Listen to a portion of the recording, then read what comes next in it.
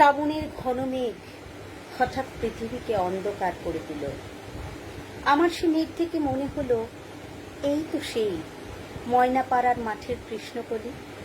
তারপর ঝমঝম করে দৃষ্টি প্লাবিত করে নেমে এলো বৃষ্টি, ঠিক বিরাট এক কান্নার মতো। আমার মনে পড়ল ঠাকুরের সেই গান, শ্রাবণের ধারার মতো পরুক ঝরে পরুক ঝরে। শ্রাবণের ধারার মতো সমস্তটা যেন ঝরে পড়ল, সমস্ত দুঃখ নিয়ে প্রকৃতি যেন ঝরে পড়ল।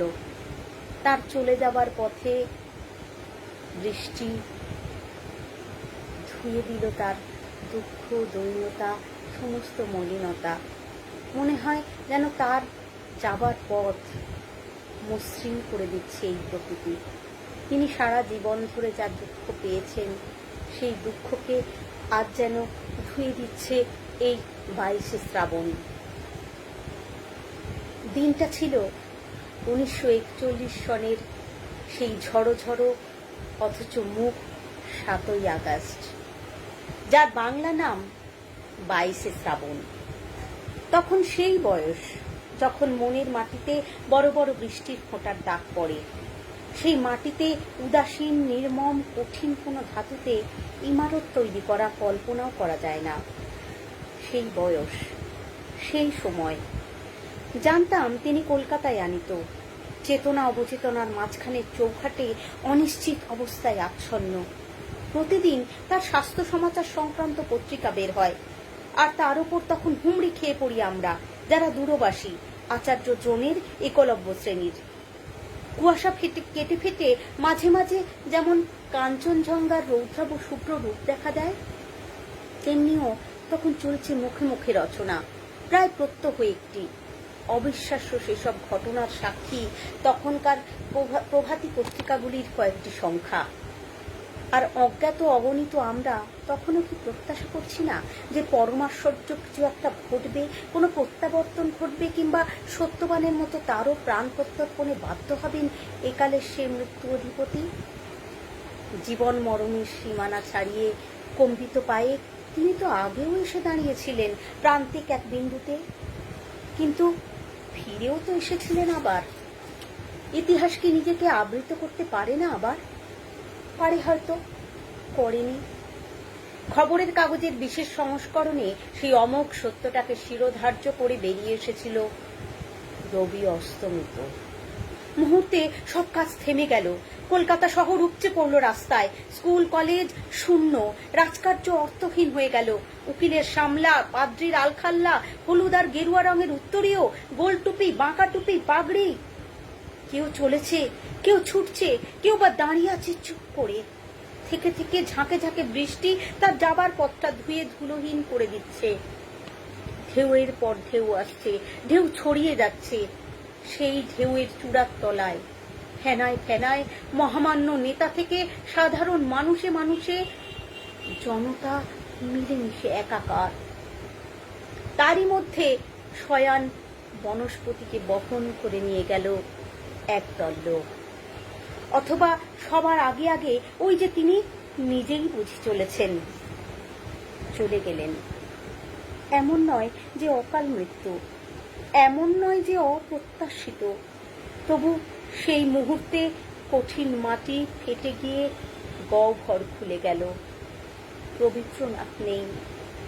কে আমাদের ভালোবাসবেন, শাসন করবেন? কাকে আমরা উত্ত্যক্ত করব সেসব তুচ্ছ দাবি নিয়ে, যা শুধু তাঁরই হাতে রত্ন হয়ে উঠত? স্বদেশের সংকটের সময় কে আমাদের পরামর্শ দেবেন? তর্কযুদ্ধের বিবাদ মিটিয়ে দেবেন কে?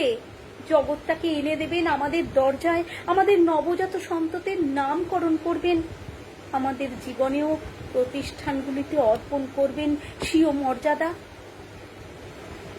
এতক্ষণ শক্ত ছিলাম, না পারছি সদ্য সৃষ্ট শূন্যতাকে পূরণ করতে, না আছে শক্তি, তবু শূন্য শূন্য নয় বলতে। কিন্তু যেই চোখে পড়ল টেবিলের ওপর রাখা তার সঞ্চয়িতার কাব্য সংকলনটি, সেই মুহূর্তে নিজেকে আর ধরে রাখা গেল না। একটা আঘাত ভেতরটাকে আমূল কাঁপিয়ে দিয়ে গেল। যেন এই দেখাটুকুরই অপেক্ষায় ছিলাম।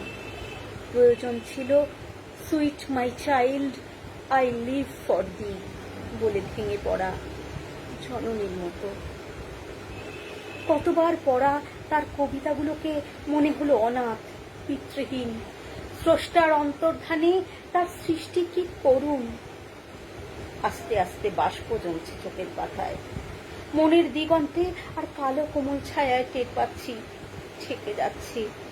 সূর্যগ্রাসের সময় যেমন ঢাকে, অঝোর বর্ষণ তখন আর বাইরের প্রকৃতিতে নেই। সেই জলধারা ঠাঁই নিয়েছে ঘরে ঘরে, টলমল মনের পর মনে। পরিবেশ যখন স্নাত স্নিগ্ধ, তখন বন্যিমান চিতা জ্বলছিল গঙ্গার কোলে।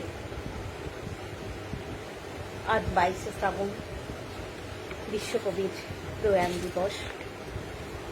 আমার নিবেদনে আসছিল বুদ্ধদেব বসুর কবিতা 22শে শ্রাবণ।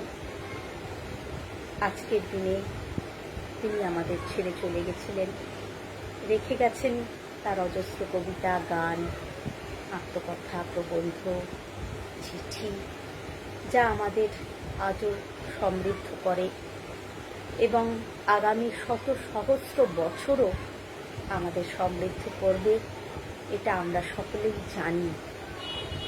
তার সেই সারা জীবনের দুঃখ তিনি তার সৃষ্টির মধ্যে ঢেলে দিয়েছেন,